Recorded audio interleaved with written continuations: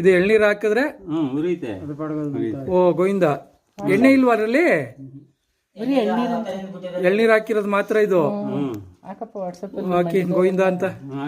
ಗೋವಿಂದ ಗೋವಿಂದ. ಲಕ್ಷ್ಮೀದೇವಿ ಪಾದಾರವಿಂದಗಳಿಗೆ ಗೋವಿಂದ. ಎಳ್ನೀರು ಗುರುಗಳೇ, ಪೂರ್ತಿ ಎಳ್ನೀರು. ಹುರುಳಿನಲ್ಲಿ ಪೊಡಲ್ದಮ್ಮ ಅಂತ ಇದು.